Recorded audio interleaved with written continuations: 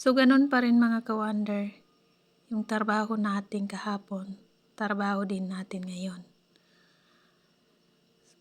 So, dito, ayan, everyday nasa kusina tayo. Hindi kagaya ng dati na pagtrabaho natin sa ibang lugar ay hindi masyado nagluluto. So, dito,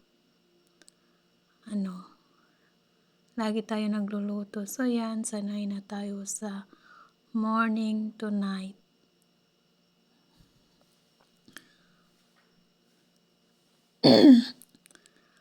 Kung ano man yung trabaho na nakuha mo, huwag mo ikahiya. Dahil yan ang nakakatulong sa'yo. Kadama, katulong o basta halal, maayos na trabaho, huwag mo ikahiya.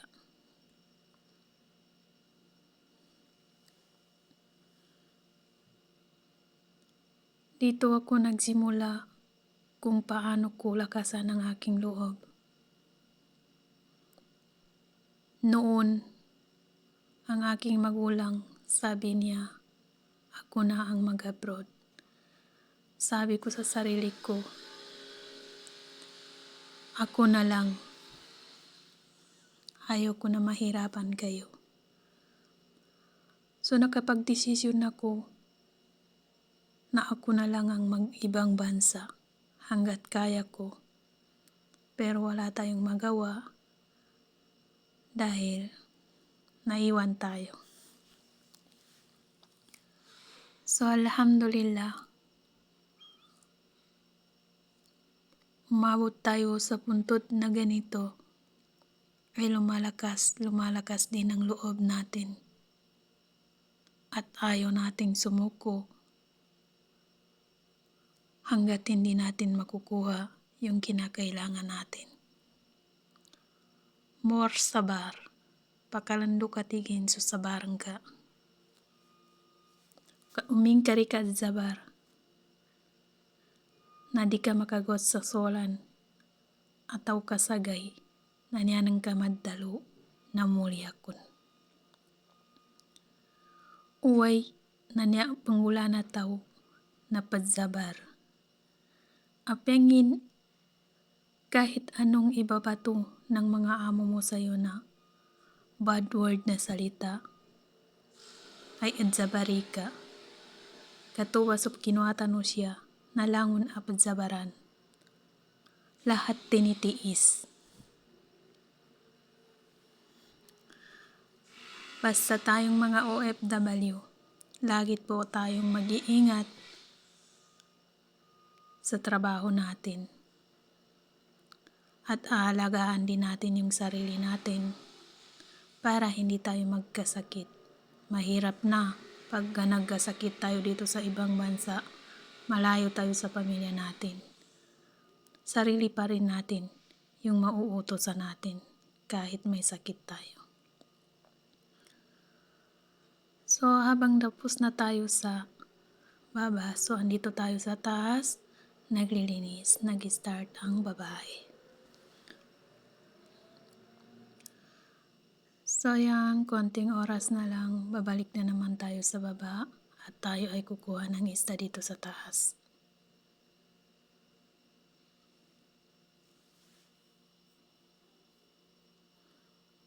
So after niyan, kinabukasan, nandito na tayo sa kusina.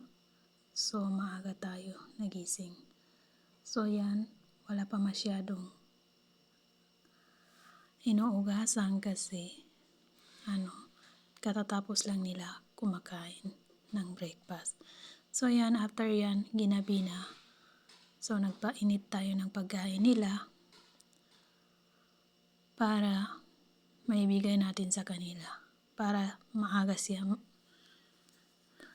magkakain at maaga din tayo makapagpahinga.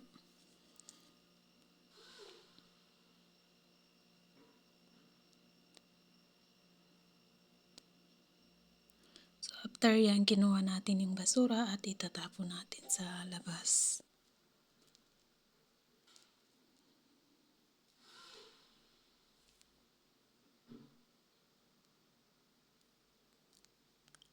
So kinabukasan, andito na tayo sa kusina at tayo ay nagwawalis. So panoorin nyo kung anong nagaganap ngayon.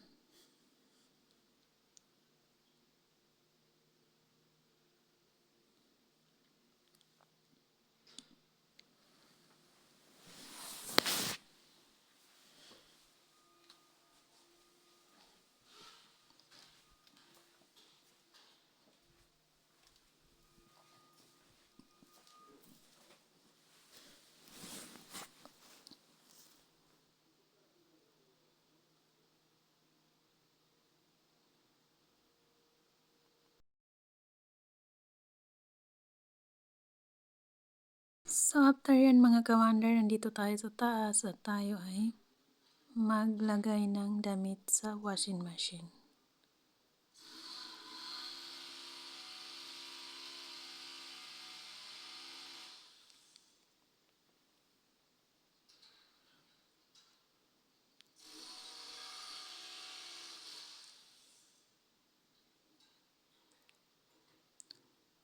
So konting oras na naman ay bababa naman tayo at tayo ay magluluto ng dinner. So yan, nag-prepare na tayo para makapunta na tayo sa first floor. So yan, habang hindi pa tayo nakababa, so maglilinis muna tayo.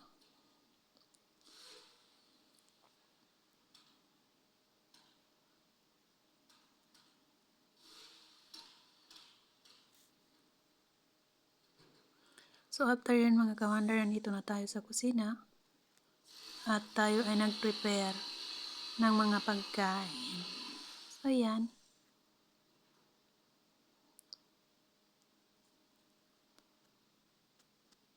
So yan, tapos na tayo magluluto. So titingnan natin at i-check natin kung naluluto na ba siya. So ito yung ginagawa ko everyday mga ka-wonder. Morning and night dohor. So yan. Para siyang party.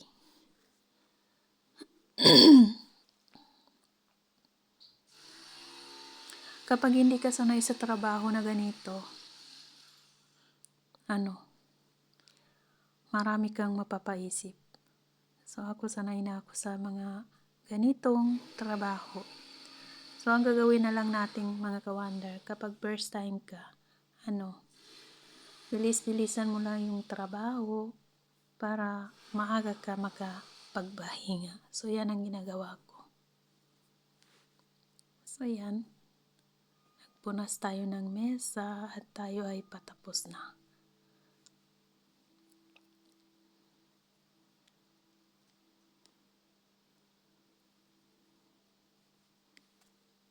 So, nandito na tayo sa kusina at tayo ay mag-prepare ng breakfast. So, yan.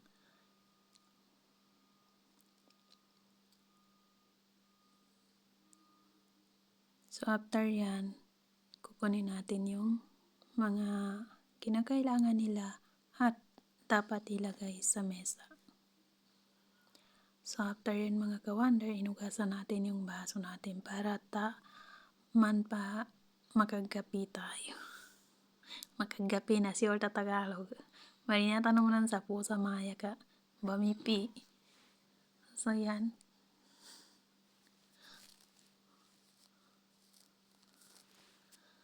So, habang hindi pa dumating yung oras natin, ay maminsa tanong muna. Para makapasad tanong mo ng magalugan, ng balinganan tanong. Mayroon ba sa maya? Ito yung trabaho natin dito. So, unti-unti na lang nating mga ka-wonder.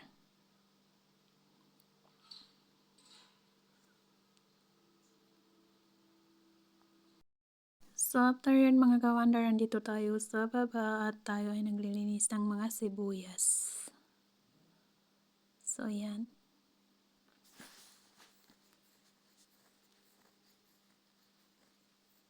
So, bago matapos yun, nandito na naman tayo sa taas at tayo ay maglalaba naman.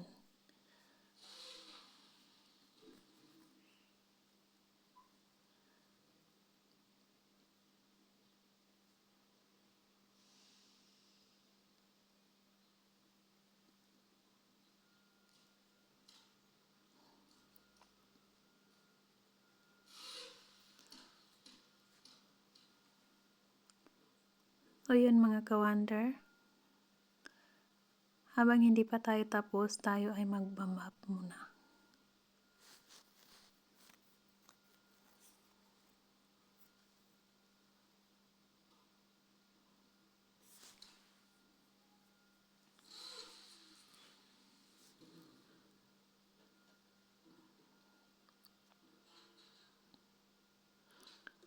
So after yan mga ka-wonder, good morning mga ka-wonder. So ngayon nandito na tayo sa kusina at tayo ay mag-prepare ng breakfast.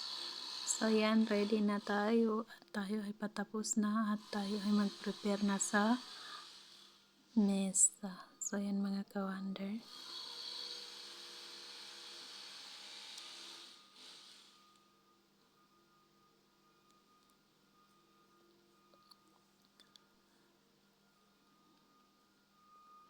Bali niya sa maya na nakapasad ta naman ang magalugan sa mode 2.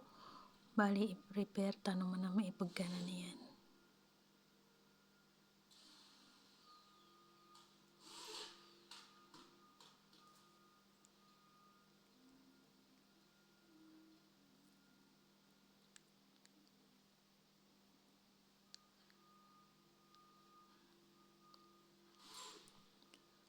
So after yan mga ka-wonder at tayo ay nag-uugas ng kinakainan nila. At tapos na din tayo mag-ugas ng mga plato. So after yan, aakyat tayo dahil andito na naman tayo sa washing machine at tayo ay ilalagay natin yung mga madumi na mga damit. So para mamaya, matatapos rin.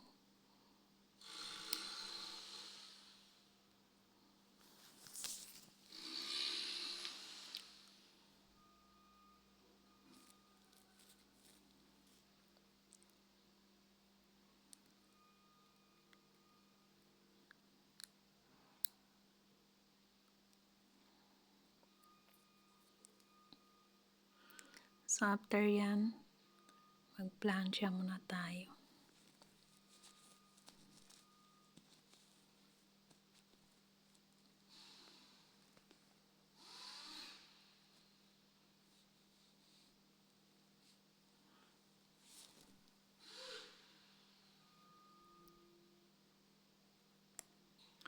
So yan mga ka-wonder, ilalagay natin yung mga damit at tapos na rin yung ibang inabhan natin. So ito yung ginagawa ko pag umakyat ako sa taas, naglagay ako ng damit sa washing machine. Pagdating ko o pagbalik ko, so tapos na. Bali niya sa maya na niya tanong mo sa pulo ka pamipita no. Ay tama na rin pangga pasar, digo masuk oras sa kapambabata no, bali niya sa maya. Bali ko ang tanong ka kuang intra itano.